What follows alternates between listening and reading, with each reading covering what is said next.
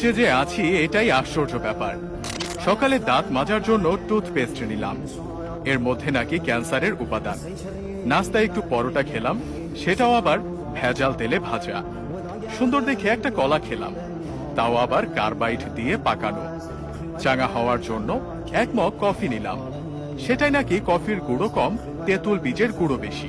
কাঁচা বাজারে গেলাম টাটকা শাক সবজি কেনার জন্য, কিনবো কি, সব তো হাইব্রিড সার দিয়ে ফলানো। মশলা আর হলুদ গুঁড়ো নিলাম, ওতে আবার লেড আর ক্রোমাইড কেমিক্যাল মেশানো। সয়াবিন তেল দিয়ে রান্না করব, সেই তেলের অর্ধেকই নাকি পাম অয়েল মেশানো।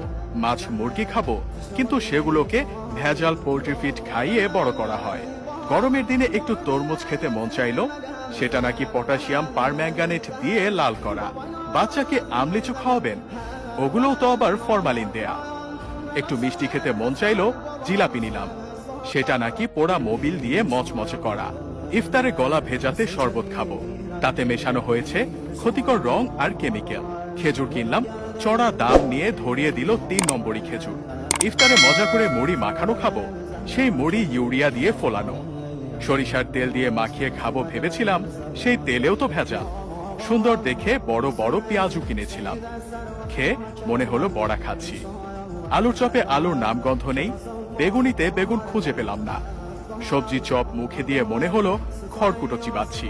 প্রোটিনের জন্য গরম দুধ খাওয়া দরকার, কিন্তু গাভীর পিটুইটারি গ্রন্থিতে ইনজেকশন দিয়ে নাকি অতিরিক্ত দুধ দোয়ানো হয়, তারপর আবার মেশানো হয় 1 বালতি পানি। এত ভেজাল খাওয়ার পর 2-1টা ঔষধ না খেলে তো শরীর টিকবে না।